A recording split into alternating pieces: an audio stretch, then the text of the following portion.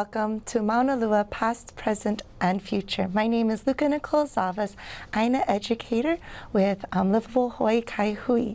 And today's episode, we're going to remember all that we've accomplished in 2022 and look forward to what we're going to be able to do in 2023. In 2020 and 2021, we saw a decrease in the number of volunteers that were able to come out because of, COVID-related reasons. But in 2022, oh my gosh, you guys all came out and started to fill our second Saturdays. And I just really wanted to, and the team wanted to say mahalo nui loa. And so the volunteers at our first official second Saturday were greeted by lush green landscape. And it wasn't just our native plants that were doing well, it was our invasive species too. So we started out by just weed whacking and weeding out our mala again so that we can see those defined spaces that we had created the year before and ensuring that our native species can once again thrive. And then in 2022 of February, we welcomed our first clutch of Ōlelo to Keawava of this year. They were 4 new keiki. It's always such a pleasure to see these new little ones, always about a month prior to them coming up. We can hear their parents start calling out in the reeds with a chut-chut-chut-chut-chut-chut. And we're like, oh, did you hear that? Can you hear the nest? And we kind of take bets on which reed group that they're going to be emerging from. In March, we focused on pulling up keiki Indian fleabane, which you could see in this photo here, from the banks of the marsh. These plants, when they're mature, create hundreds of seeds that are dispersed through the wind. We worked very hard through 2020, 2021, removing all of the large bushes. But we are still finding these seedlings. So at least about once a month, we are scouring the banks underneath some bulrush, pulling out the little seedlings, ensuring that they don't mature and they don't continue off into the future. We're hoping that, maybe in 2030, we won't be having to do that anymore.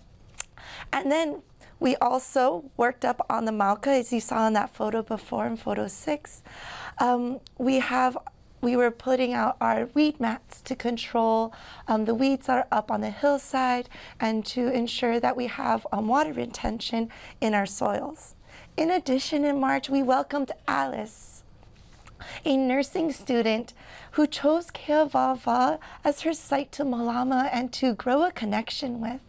And during her time, she helped to jumpstart in creating the mala in our front area for our kalo, which didn't actually work out for good reasons, which I'll touch upon later in this episode.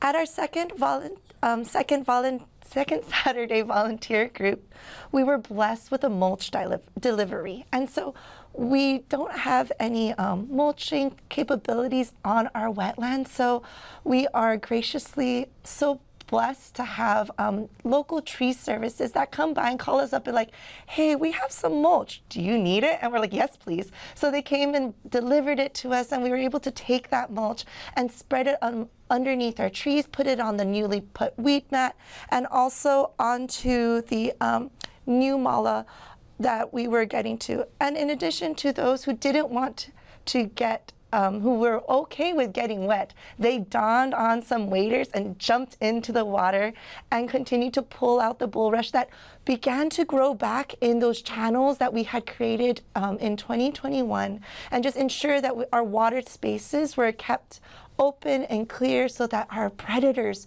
didn't try to get into the bulrush and attack our birds. And as much as I would like to continue going month by month and just highlight everything that had happened, I'm going to have to just start putting it together and just go through some of our highlights throughout the year. And so in addition to our regularly scheduled second Saturday volunteers, we had large groups scheduled to malama the wetlands during the week for their school groups or their work groups. And I just want to go through some of these photos. For example, the Trust for Public Land came out with their many partners, and we had over 100 individuals show up to Kokua Keawava. In addition, the Whiteback crew from Kaiser High School assisted with removing large mats of bulrush to deepen the moat and keep the channels clear. We had international students coming from UH Manoa, and we also had some student groups like the Boy Scout crew come out. We also had Mahi, who is one of our educators, also bring out his students from Ōlelo Community College and Honolulu Community College. And then we were able to extend out to Oahu Club and give Oahu Club a little bit of extra love since we weren't able to get over there in the year before and clear our fence line. And just really going through and showcasing all of the different groups that came out. And this really was the year that we got to see our volunteers be in these large groups again that weren't limited to only 10 or 20 people at a time. And the land really did respond to these things. We had, and you can see here all of the fun and loving faces come through. And it wasn't just our volunteers that really responded to this, but we also had our wildlife too. We had the ʻleloNet, which is the white coot, Hawaiian coot. He is a black bird with a white forehead.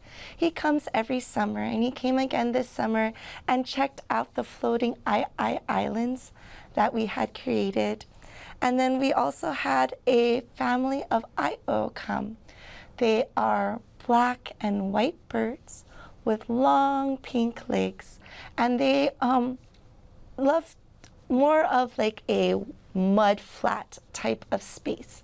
They enjoy waters that are a little shallower, although they will go into deeper waters. And these Io had been flying over our wetlands since the beginning of the year. And finally, in about April, they started to actually touch down and hang out with us. And we enjoyed having them around because they were another kia'i or guardian. When we got a little too close, they would fly up and go, and just give their song and let us know. And we all were like, hey, Ke'owawa is a great place to start a family. We really think you should hang out with us. And all the crew just really gave our voices to it. And then we were blessed that they started to nest. And they chose to nest on those beautiful mounds that Alice had created. And so we're like, okay, we can't go into the mala this year. We can't plant any kalo, but we're just gonna reserve that space for the for the Io. And the Io really did have a chick, and we were so cute to see this tiny little like speckled sand colored chick run around for a little while. Unfortunately, the nest and the chicks were not successful this year. We are not sure if it was due to the Io just being new parents and so not knowing how to, deal with the chicks. Also, this is the first time they're nesting in our space. And so the activity of around Ke'owawa, we are in an urban area, so there are a lot of people walking their dogs by their fences or cars going off. So it's a really noisy place. And then also just us as caretakers, oops, sorry, I hit the mic. Us as caretakers getting used to like being around this new family. Our Alai'ula Ohana know us. They know where we walk. They are really accustomed to us being around. So they'll go around with their keiki up to us and around us to the places that we are malaming, and they aren't too reactive. We do have our father, our patriarch, Mr. Orange, Aluminum, Red, Black, who will just bark at you because he is very protective of his ohana. But the keiki that he's had since after them and the keiki that they've had since after that really know who we are. And so they're not as reactive. But the Io, this was their first year. So we thought we had created a large enough perimeter where we didn't go up and down the Mauka or Makai walkways. We didn't enter into the water. We ensured that we didn't pass the tree line where our benches were. But I think that still was a little too close. So next year, you know, we're already starting to see that they're hanging out again, that the same pair is still there. So we're still sending our love for them, being like, try again this year. We know better now. We know how you are. We're understanding you guys a little better. And I hope you guys are understanding us a little better. That, you know, when I come again for a yearly update, I'll be able to say our IO had chicks. They were successful, and we were able to have them into the future. We are also ramping up our predator control. We have been working with a group, and they have put out some more A24s, which are automatic mongoose traps. They also get rats too. We increased the amount that we had just because of our increased keiki that are present on the wetland, and then also of live trapping. So when we do see a cat on our property, we go and set out live traps, which we have eyes on as long as the traps are out, to catch those cats and then remove them from the property and either reunite them with their family, wherever their home was that they came from, or with a community group that we work with, such as the Humane Society, in getting those cats off the landscape and away from Keawava.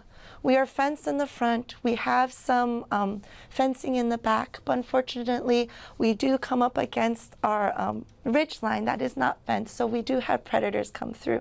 Another visitor that I've never seen that we haven't been able to catch on camera is pua'a. Every so often, especially when the mountains get dry, we see little pua'a footprints in the wetland that they've come down to our watered spaces to drink water. They're also gnawing on our coconuts. So we know that our Keawava is also sustaining them too, as they are searching for water during the winter months.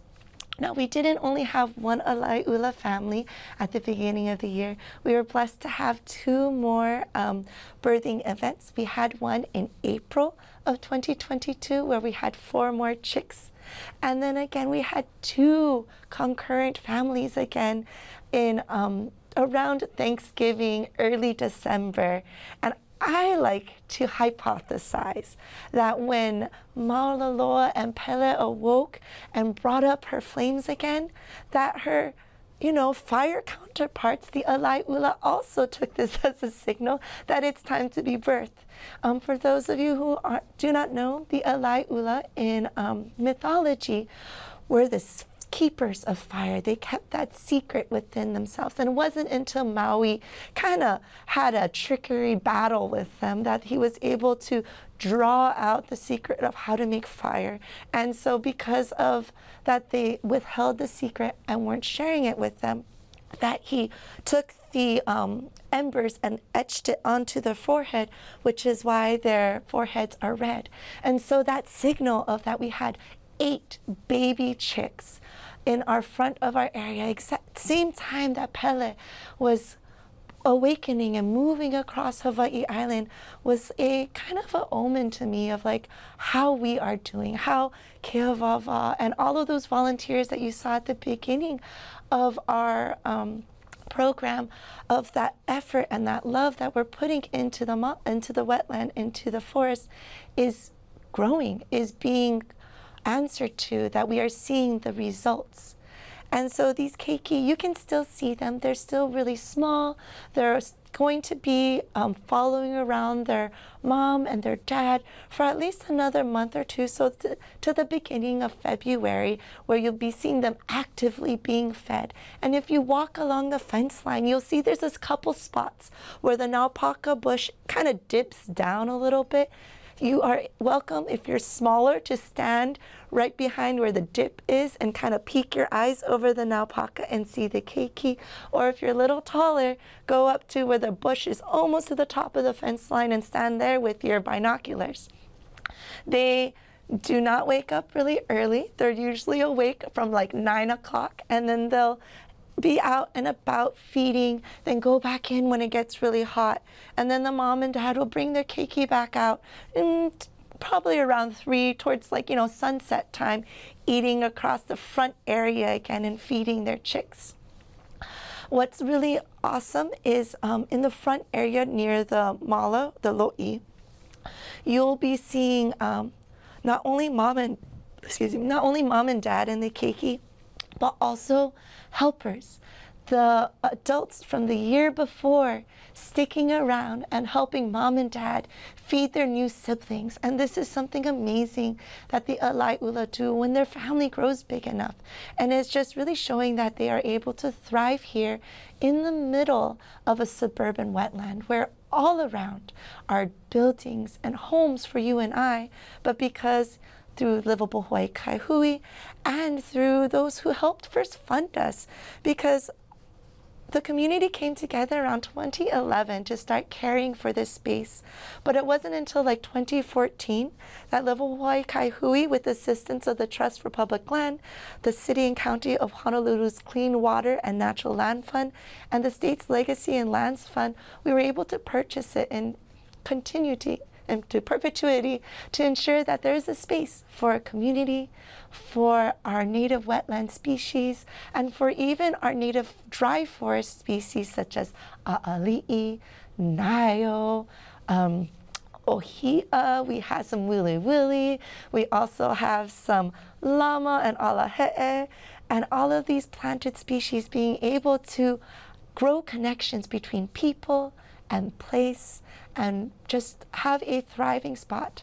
And also, you know, we welcome you to come join us in 2023 to start your story and start your journey to grow alongside the ohanas of Alai'ula, the future ohanas of Ai'o, and all of the flowering plants and species, and just grow with us. And we offer you to come to us on our second Saturdays of every month. And then in addition, you know, if you kind of come to a second Saturday and you find that this place calls to you, this is your new, you know, Malama home, we will talk with us. We have regular volunteers that come on scheduled appointments that they make on their schedules to be able to take care of their own garden. So for example, Sue and Vince care for the front fence line.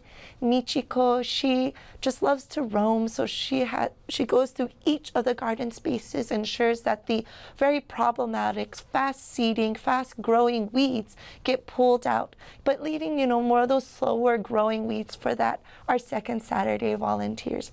We also have volunteers from the Women's Correctional Facility that come out and help us weed whack and trim the new grove and the coconuts to ensure that we don't have anything falling on top of our heads, and that, you know, trying to keep Keawava from growing into just a grassland again that you saw at the beginning of our January 2020.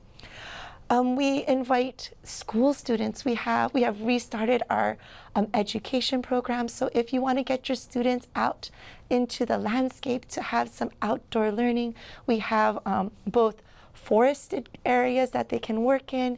If they don't mind getting a little wet, they can get down into our watered areas and get into the mud and learn about that nitrogen cycle that happens, and also our anaerobic cycle of why the wetlands smell so stinky and why it's a good thing, and how they act as a sponge to be able to absorb the water and also any pollutants and toxins that may be running down and gets kind of filtered out through our wetland spaces.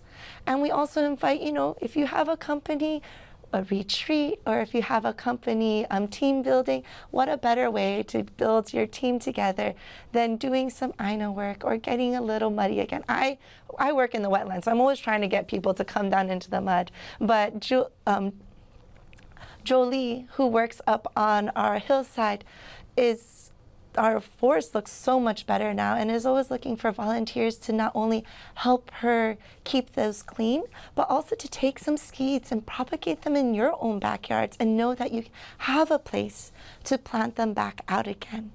And so in closing, I just wanted to say again, mahalo nui loa to everybody who came out to Keawava, whether it was on a second Saturday, whether it was during one of our school groups, especially to our regular volunteers, Alice and Carl and Marty and Michiko and Sue and Vince and Lolly, and to those who will be joining us again next year. Oh, and to my son, who started off coming kind of voluntold and who has now loves to come on his own accord because he kind of has seen Keawava as his second home. And we also, as you saw with Alice, if you have a space that you need to adopt for a school project, we have a lot of mini projects going on. Chaminade University is working with us to do water quality testing throughout the years. We also have some game cameras that we're hoping to put up to be able to focus on the different groups and see if we can see how our birds are moving when we're not there and how our predators are moving when we're not there. We also want to know what kind of aquatic creatures live inside of our waters, what fish live there, and our insect species too. There is so much more to learn about Keawava and the inhabitants, and I'm looking forward to learning all of these new things in the upcoming year with you. And so in addition to our second Saturdays, another great moment is on February 8th is our World Wetlands Day, and we always do an event around that time. So please be on the lookout on our website, on our Facebook and social media, which is our handles are at Livable Hawaii Kai Hui, and you can connect with us by emailing directors@hawaiikaihui.org to inquire and sign up for our second Saturdays, or if your school group or your work team wants to come out and join us. Mahalo nui loa again, and I'm going to leave us with another round of photos of our cute little chicks. Oh, and in case you're passing by, a couple of calls you might need to know. If you hear the alai ula going, oh, my voice is gone, or a really high pitch, that's them calling to each other. If you see them chasing one another, they're either guarding for space or maybe they're mating. If you hear the ch-ch-ch, that's them having, they're talking to their chicks. And if you hear the that's the I-O flying in. Once again, connect with us at directors@hawaiikaihui.org. And mahalo nui, and hope you have a wonderful new year, and we'll see you in the wetland. Goodbye.